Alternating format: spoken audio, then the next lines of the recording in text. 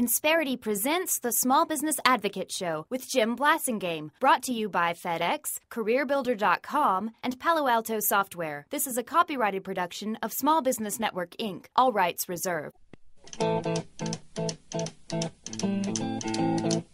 And now, back to the man who thinks Wall Street could learn a thing or two about how business is done on Main Street. Well, if the good Lord don't like the way I conduct business, let him say something. Let him give me a sign.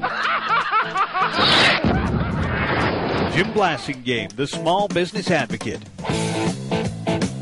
Welcome back, 34 after. Thank you very much for hanging out with me. Thanks for being part of my day. I tell you, I do this show with a smile on my face all the time. I'm so excited about you, small business owners. I'm so proud of you. I just can't get enough of how well you're doing, bearing up under everything, and I just knowing that I might possibly be doing something to help you a little bit just makes me happy, and I appreciate you letting me do this. And I know somebody else who's working really hard to support you. If you only knew how hard this woman works on behalf of you and your ability to provide benefits to your employees.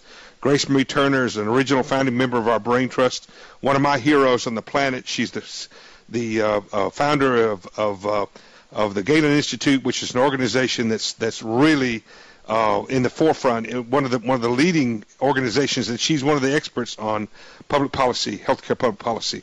She's our good friend. Grace Marie, welcome back. Hello, Jim. It's such a pleasure to be with you from Tampa, Florida. I know, reporting from the Republican convention. I forgot to stick that in. I'm telling you. I'm so proud of you. Just say that the small businesses, the taxi cab drivers, the restaurant people, they have rolled out the red carpet. You have never seen people. It's like they had a big city meeting and said, let's really be really good and nice to these people and bend over backwards, work like crazy. Right. I mean, it just shows you what America's like. This city loves having us here. You're talking about the fabric of America. Yes. This is the fabric of America. Macro and micro here. That's exactly right. Hey, Grace Marie, I want to ask you, what did you think about Romney's? Paul Ryan's speech last night? I'll tell you, if you listen to his speech, regardless of whether you agreed with his policies or not, you had to be impressed with how well he delivered it.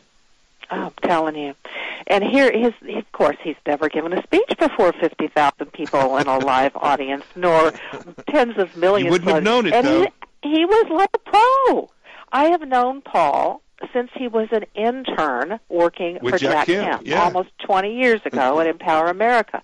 I'm about to go to an Empower America reunion here this morning, and we're all hoping Paul shows up. Good. But I was in the audience last night, and it was electric. I mean, I've heard most of the speeches over the last couple of nights, and he lit up that hall like nobody's business. And he had a very difficult job. He had to sell himself and explain to the American people who he is. Most people have never heard of Paul Ryan. Show his brilliance and his compassion. And he also had to explain why the Romney-Ryan ticket is the one to replace the Obama-Biden But he also had to do it. And he did a great job. But Grace Marie, he also had to do it in a way that was oratory, that showed him as an orator. I mean, his methods, his speech methods, his patterns, his emphasis, his inflections. I mean, he was a great orator last night. Even if you didn't, I mean, I could imagine my college speech teacher, being a left-wing Democrat, not liking any of his policies, but giving him high marks for his presentation. Yeah, I think that's right, and I think he's a student. He loves economics. He loves finance. He loves budget. He loves government public service. He has a incredibly patriotic heart. But the thing that the most newly acquired skill he has is public speaking. Mm-hmm. He used to be too wonky. He talked too fast. But clearly he said, okay, I have to get better at public speaking, so I'm going to learn to do that, which he clearly did last night. He took on Obamacare last night, didn't he? He did. And brought up Medicare on his own. He they did. had to do that, didn't they?